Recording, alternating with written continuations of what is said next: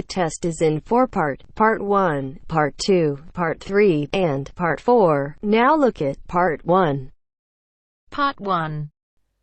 You are going to listen to a conversation between two people, a customer and a representative of a company which rents cars.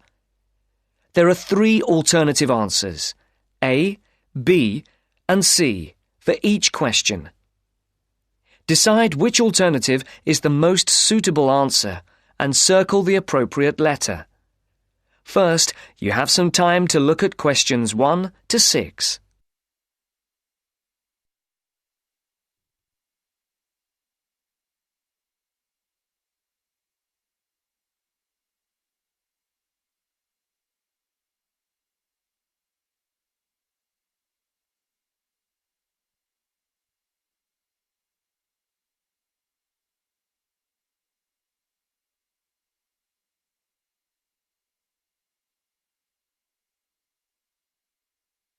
Now the test will begin. Remember, you will hear the recording only once, so answer the questions as you listen. Now listen to the first part of the conversation and answer questions 1 to 6. Thank you for calling Carline. So that we can best help you, can you please press the star button on your phone now? Thank you. Now choose one of the following 4 options by pressing the buttons on your telephone. Press 1 if you would like to make a car reservation. Press 2 if you would like to talk to someone about a car reservation. Press 3 if you would... Please hold while we put you through to one of our assistants.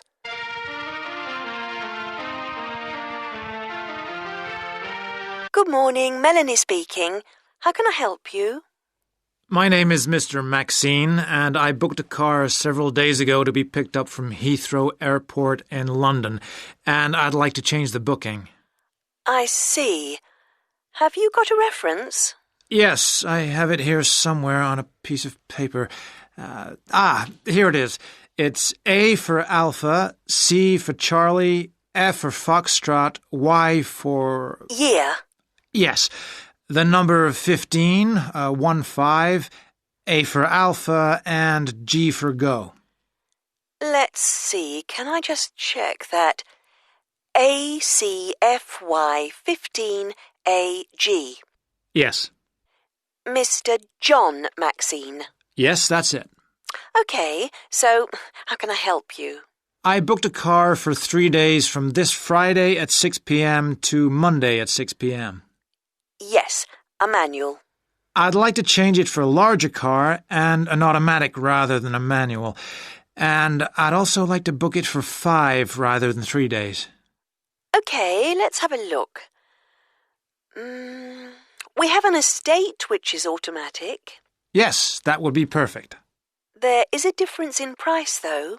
For the extra 2 days? Yes, but also for the size of the car. The estate is £15 more expensive per day than the saloon car you have already booked. Okay, and how much extra is it altogether then? That makes it an extra £165. It seems rather expensive. The last time I hired one, it wasn't so much. When was that? Several weeks ago. I see. Before the speakers continue their conversation, look at questions 7 to 10.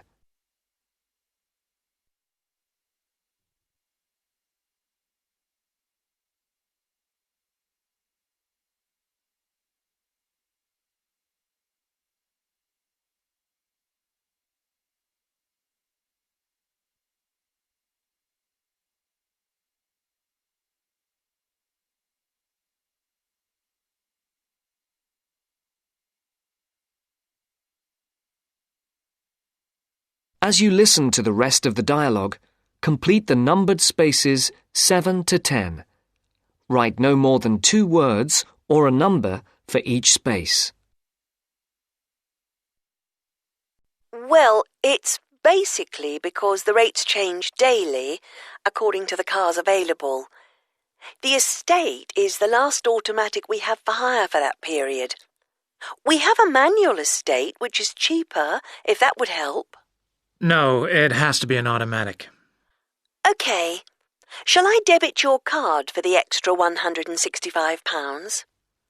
Is it possible for me to pay the extra in cash when I pick up the car at the airport? I'm afraid that isn't possible, as there are no facilities for handling cash at that time of the day. That seems odd. It's because the money can't be banked in the evening, and for security reasons, no cash is held on the premises. OK, you can debit my card. You'll have to give the number to me again. Isn't it logged on the screen? For security reasons, it doesn't come up on the screen when we look at the booking. Any changes, and it has to be entered again. I see. It's 34459911. 3445 9911 4425 4425 7750. 7750. OK, that has now been authorised. Shall we send the receipt to your Park Vale address?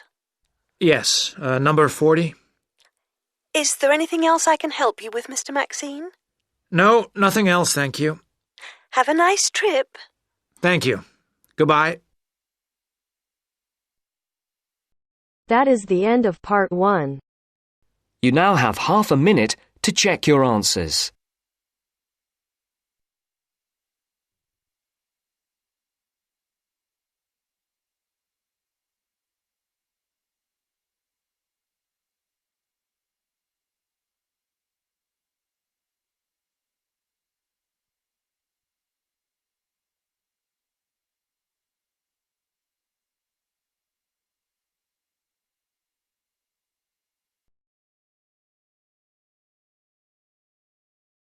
Now turns to part 2.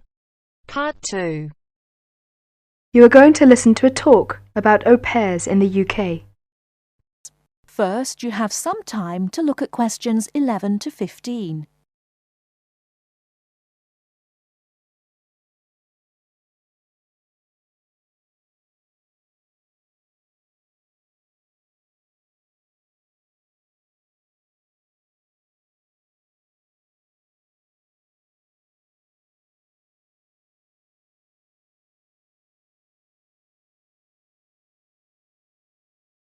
Now, listen carefully and answer questions 11 to 15. You are going to listen to a talk about au pairs in the UK. Look at questions 1 to 10. Now listen to the talk and answer questions 1 to 10. What is an au pair? An au pair is a single girl without any dependents who comes to the UK to learn English and to live as part of an English-speaking family. She is not a domestic servant, but may help in the house for up to 5 hours a day for pocket money. Suitable tasks would be light housework and taking care of children. She should have 1 day each week completely free, and she should be free to attend language classes and religious services if she wishes. Pocket money should be between £15 and £20 per week, and she should have her own room. Before she arrives, she should have as much information as possible about the home she is going to and what she will be expected to do. She will find it helpful to have a letter from her hostess explaining the arrangements to show the immigration officer when she arrives. Before you hear the rest of the talk, you have some time to look at questions 16 to 20.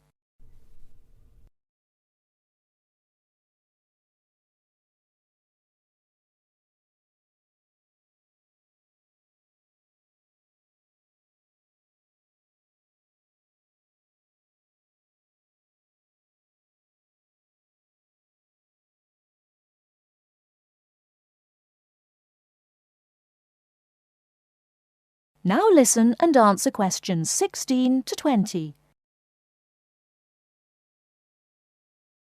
An au pair must be a single girl aged at least 17 and no older than 27 when she first becomes an au pair.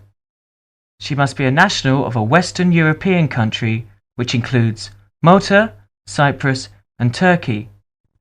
The longest a girl may stay in the UK as an au pair is 2 years. A girl who has been in the UK before as an au pair will be allowed to come to the UK again as an au pair only if the total period is not more than 2 years. An au pair is not allowed to take a job in this country. The light household duties which are part of the au pair arrangement are not regarded as employment. An au pair who is a national of a country which is not in the Commonwealth or European Community, EC, and who is admitted for longer than 6 months will normally have to register with the police. This will be shown in her passport. She must take her passport and 2 passport-size photographs to a police station. She will have to pay a fee, about £25. If an au pair wishes to stay longer than the time stamped in her passport, she may apply either by post to Luna House, Croydon, or in person at one of the public inquiry offices. If she applies by post, it is a good idea to send any valuable documents by recorded delivery post. She should apply before the time limit on her permitted stay runs out. She must show that the arrangements are still those of an au pair. She may change host families during her time in the UK, providing that the new arrangements are also those of an au pair. That is the end of part 2. You now have half a minute to check your answers.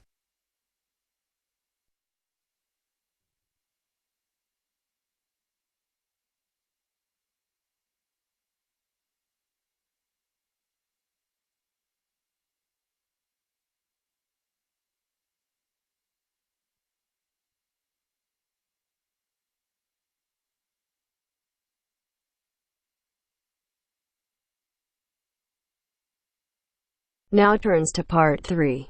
Part 3. You will hear a female and a male student talking about the mock exams that they have just taken.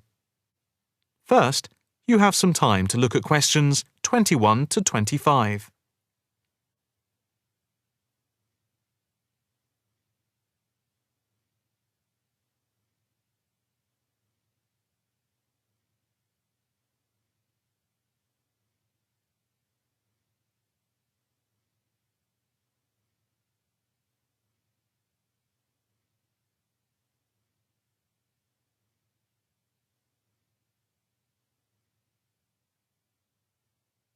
Now listen carefully and answer questions 21 to 25. So, what did you think of the practice exams last week? You mean the mock exams? Yeah. I thought some of them were tough.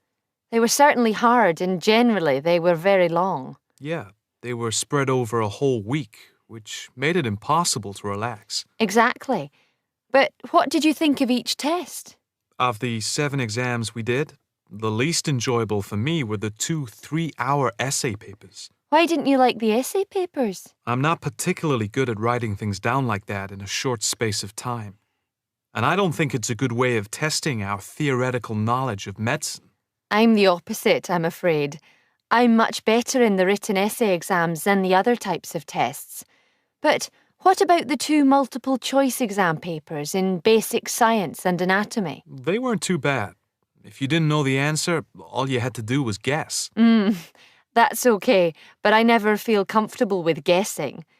And you know that there is research that shows that women are disadvantaged when doing multiple choice questions compared to men. You've mentioned this before, but I'm not sure I believe it. It's true. Multiple choice questions benefit men more than women. They are a male construct. If you say so. It's not if I say so. Anyway, you have to be careful with multiple choice questions because of the negative marking.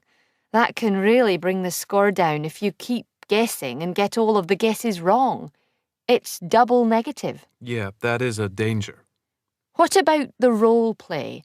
Did you like that? Yeah, with the actors and actresses as simulated patients. Yeah, I thought that was by far the best part of the exam. Why was that?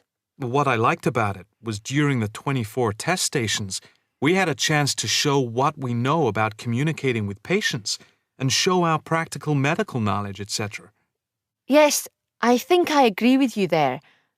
I enjoyed all of the stations, but I can tell you I was tired at the end. I have done a practice exam with 12 test stations, but not 24. It was exhausting, but also exhilarating. I agree completely. It lasted nearly 4 hours in total with the break.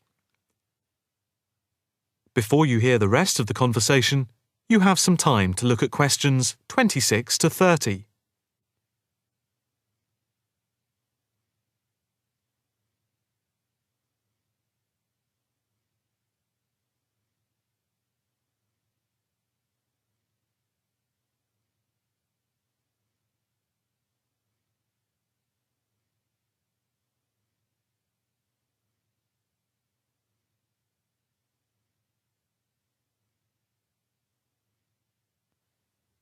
Now listen carefully and answer questions 26 to 30.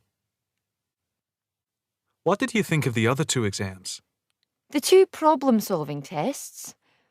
I didn't think I was going to handle them very well, but in the end, I think they went better than I thought they would. What I liked most was the test where we had to work in groups of 4, and to solve a problem, we had to prioritise actions. That was very interesting. I'm not sure I did very well in that, though. Did you feel comfortable being in a group of 4 and having 4 examiners watching you as you discussed the problem?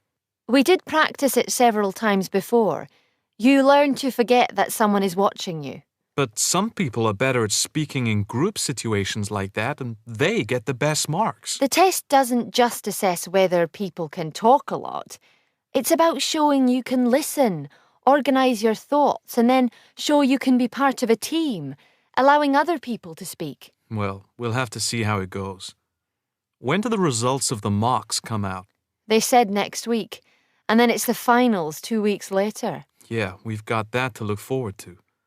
What is the policy on resits? Why? Are you planning to fail? No, but, well, you know what I mean. The resits are held in September, and if there is any problem after that, it goes to appeal. We'll just have to make sure we don't fail any part of the whole examination. I certainly wouldn't want to do any of it again. Me neither.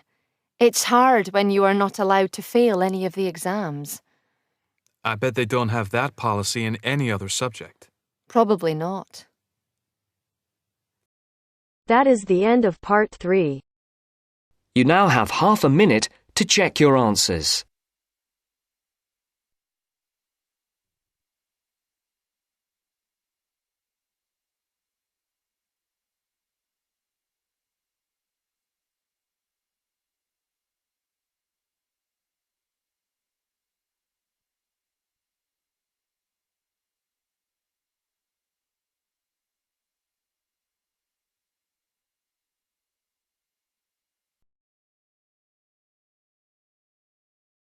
Now turns to part 4.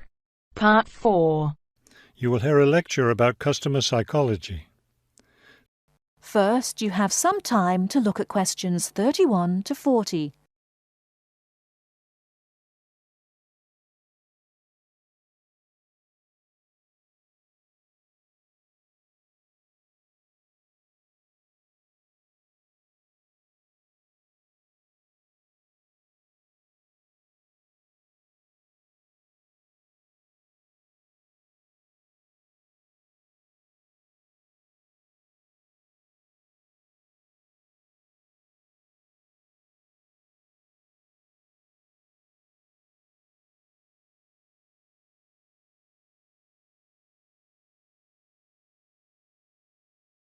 Now, listen carefully and answer questions 31 to 40.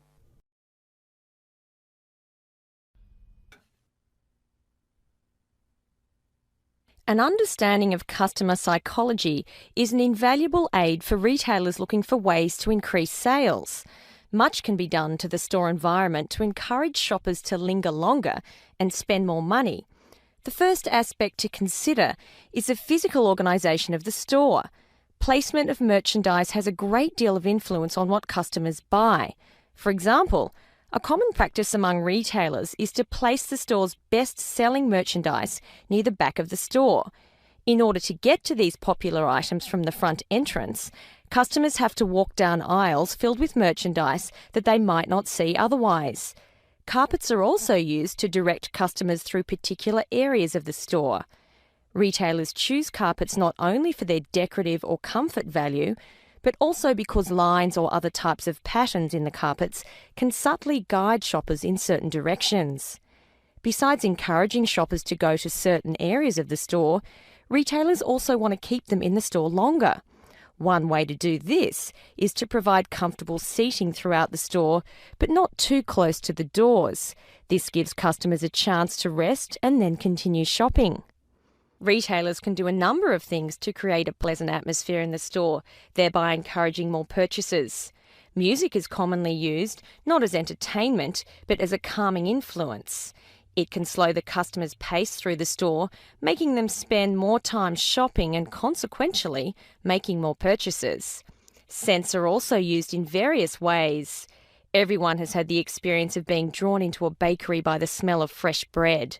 Experiments have been done with other types of scents as well. For example, the scent of vanilla has been used to increase sales in clothing stores. Use of colour is another important aspect of store environment. Certain colours can affect behaviour as well as mood.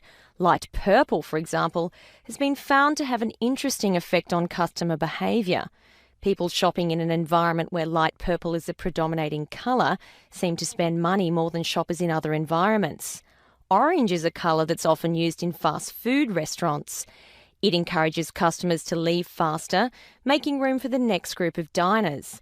Blue, on the other hand, is a calming colour. It gives customers a sense of security, so it's a good colour for any business to use. In addition to using colour to create mood and affect customer behaviour, colour can also be used to attract certain kinds of customers to a business. Stores that cater to a younger clientele should use bold, bright colours, which tend to be attractive to younger people. Stores that are interested in attracting an older clientele will have more success with soft, subtle colours, as older people find these colours more appealing. That is the end of part 4. You now have half a minute to check your answers.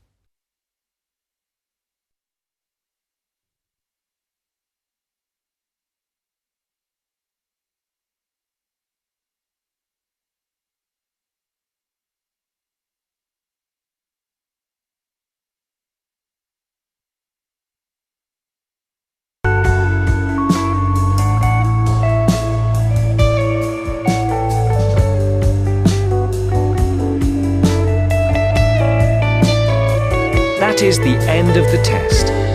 You now have 10 minutes to transfer your answers to your IELTS listening answer sheet.